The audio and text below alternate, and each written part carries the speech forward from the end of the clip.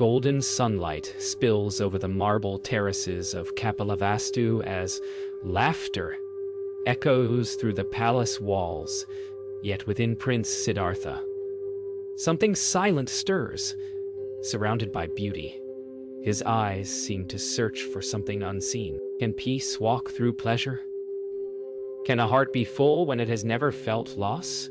In the hush between music and thought, he feels the first whisper of an invisible wound, the ache of not knowing. His gaze drifts beyond the garden walls toward the unknown world his father has hidden from him. The golden cage glows brighter than ever, but somewhere deep inside, a question begins to burn. That afternoon, the air grows heavy with music and celebration. Courtiers dance, children laugh. The sound of joy swells through every corridor, yet Siddhartha feels it pass through him like wind through hollow wood. Every smile reminds him of something fragile. When a child's laughter echoes and fades, he feels its vanishing pierce his chest. He wonders if all things end, can joy be real? Later, Channa leads him through the palace gates under the guise of a pleasure ride. Outside, the city unfolds busy markets, voices rising, life pulsing. Then he sees it. A frail old man bent under the sun, skin thin as paper, breath shallow as rustling leaves. The prince stares, unable to look away. The golden lie begins to crack. That night, he cannot sleep. The vision of the old man haunts his rest. Each breath feels borrowed, each heartbeat a reminder of time slipping.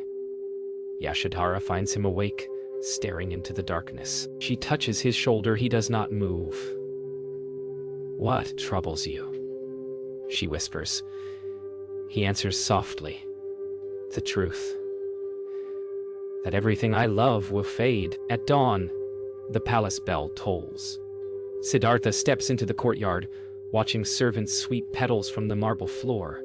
He feels a strange sadness, not for what he has seen, but for what he once believed. The palace gleams, perfect as ever, yet now every corner hums with impermanence. Somewhere beyond the walls, life decays and renews. He whispers to himself, "The world outside calls, and I cannot unhear it." Days pass, yet silence grows heavier within Siddhartha's heart. The laughter of the palace now feels like distant echoes from another life. He walks through the royal garden where fountains sing and peacocks cry, but nothing touches him anymore. Is truth hiding behind beauty? He wonders. Or has beauty hidden the truth?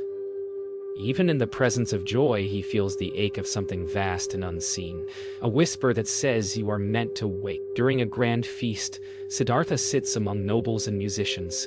Perfume and laughter fill the air, yet the sound turns hollow in his ears. A musician plays a haunting note that trembles and fades like breath at the edge of death. In that moment, Siddhartha feels the quiet truth. Joy cannot stay. He sets his cup down and listens not to the music, but to the silence between the notes. In the stillness of early morning, Siddhartha walks to the nursery. Rahula sleeps soundly, tiny hand resting near his face. For a moment, Siddhartha feels peace, the pure calm of innocence. But then the truth returns. Even this life, this tender child, must someday vanish. He kneels and whispers, "Forgive me, little one. The love that holds must someday let go." Later, in a quiet corridor, Yashodhara meets him. Her eyes search his face, sensing a distance she cannot bridge. "You have grown far away," she whispers. He answers, "I have only grown nearer to something I cannot name." Her hand trembles, caught between holding on and letting go. Two souls bound by love, divided by awakening. That night, rain begins to fall over Kapilavastu. The sound fills the silence as Siddhartha stands alone at the window, watching water wash over stone. Each drop feels like a heartbeat, steady, pure, unstoppable. In the rhythm of rain, he feels the world's sorrow and its cleansing grace. He closes his eyes and knows the journey has already begun within him. Midnight drapes the palace in blue silence. The world sleeps, but Siddhartha cannot. The voice within him grows louder, a call beyond love, beyond fear. He looks once more at the life he must leave. The sleeping child, the wife who once filled his days with light, the dreams his father built for him. If I stay, he whispers to the darkness, I will never awaken. Outside, the wind stirs the torches, and the night holds its breath. He steps into the courtyard where Channa waits with the royal horse, Kanthaka. The silence between them says more than words ever could. Channa's eyes glisten, knowing the world will never see their prince again. Where you go, my lord? I cannot follow, he says softly. Siddhartha lays a hand on his shoulder, then pray for me to never turn back. The gate creaks open, and destiny exhales. They ride through sleeping streets, hooves muffled by dust.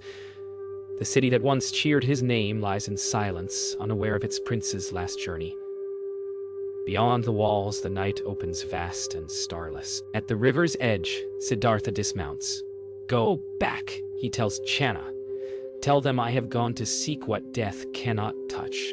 His voice trembles, not with fear, but with release. At dawn, Siddhartha kneels beside the river and cuts his hair with a small sword. Each strand falls like a thread of the past unspooling. The prince is gone. In his place stands a seeker barefoot, unbound, unknown. He removes his ornaments and drops them into the current, watching them sink like fragments of a dream. The sun rises, and the man who was once Siddhartha walks into the forest alone. As the forest swallows him, the world behind fades into memory. The songs, the silk, the laughter all dissolve into the hush of wind through trees. Barefoot on earth for the first time, he feels both weight and freedom. The scent of wet soil fills his breath. Ahead lies hunger, pain, and truth. Behind lies everything that dies. And with each step, the old self dies a little more. The forest becomes his teacher. Days stretch into months. Hunger gnaws, nights freeze, yet Siddhartha does not turn back. He lives on roots and water, his breath a whisper between worlds. Around him, other ascetics sit in silence, bones pressing through skin, eyes sunk deep into stillness. He tells himself, if desire dies through pain, let me die before dawn. But the truth hides even here in the silence. After suffering, years pass. The body grows weak, even thought becomes heavy. Flies settle on his skin, he does not move. In deep meditation, he sees visions of his palace, his son, the life he abandoned. Each memory burns like fire on dry leaves. Nothing lasts, he whispers. Not even pain, yet behind the pain, he feels an unshaken stillness watching all things pass. One evening, he collapses beside the river, his body too weak to rise. The water glimmers under fading light. He sees his reflection, a stranger with hollow cheeks and haunted eyes. For the first time, he feels no fear, only understanding. This body is not me, he murmurs. It dies, but what watches does not. Then, from the distance, a young village girl appears, carrying a bowl of milk. Sujata kneels beside him and gently offers the bowl. Siddhartha hesitates, then drinks. The warm milk touches his throat like a rebirth. Life returns slowly, not as desire, but as clarity. He looks at her and smiles, the first true smile in years. The middle path, he whispers, neither indulgence nor denial. The forest seems to breathe with him. The search changes shape. Strength returns to his limbs, yet he feels lighter than before, as if something within has quietly died. He walks deeper into the forest, guided by a calm he cannot name. The sound of the wind through the trees feels like a hymn. He does not seek pain, nor pleasure, only truth. And ahead, In the distance stands a great tree by the river, its roots deep as time. Beneath it, destiny waits. Night descends over Bodhi Gaya. Beneath the vast body tree, Siddhartha sits in perfect stillness. The earth cools, stars shimmer above, and silence deepens until it feels alive. He vows, "I will not rise from this seat until truth is found." The wind stirs gently through the leaves as if the world itself listens. But far away, in the unseen realms, something dark awakens. Mara, Lord of Illusion, whispers into the void, "Let us see if he can face the death of himself." The air thickens. From the shadows emerge forms Mara's armies. Doubt, desire, and fear, each cloaked in shifting smoke. They circle him, whispering promises of power, pleasure, and escape. "Take the throne," they hiss. "Rule the world. End suffering with command." But Siddhartha does not open his eyes. The ground trembles, the sky flickers, yet his breath remains steady, calm as eternity itself. Then Mara appears neither man nor shadow, but a shape-shifting reflection of Siddhartha himself. "Why destroy what you are?" The voice echoes. "Why kill the dream of being?" Siddhartha opens his eyes calm, clear, boundless. "This self you defend," he says softly, "is the dream. Let it end." The illusion ripples, its edges dissolving like smoke in wind. Mara's last weapon appears, the vision of Yashodhara and Rahula, smiling, reaching toward him. "Return," whispers the illusion. "Love still waits." His heart trembles. A single tear falls, shining in the moonlight. Then he smiles, whispering, "Love bound by time is not love at all." The vision fades like mist, and with it, Mara's final illusion dies. As dawn approaches, the storm within and without falls silent. The night grows still. The stars fade, and the first light touches his face. Mara vanishes into the darkness he came from. Siddhartha's body sits unmoving, yet something vast awakens behind his closed eyes, a light that no sun can match. The world holds its breath. The death of the self has come, and something eternal is about to be born. The night yields to dawn. Beneath the Bodhi tree, the last breath of Siddhartha as self dissolves into the quiet air. His mind, once bound by birth and fear, opens like the sky itself. He sees all things arising, passing, and returning without clinging. Every star, every leaf, every tear is seen as one. The voice of Mara is gone. Only the song of stillness remains. In deep vision, he sees all his past lives unfolding like rivers, merging into the ocean. Birth, struggle, joy, and loss, the endless wheel turning. He sees how every being, blinded by desire, wanders searching for what was never lost.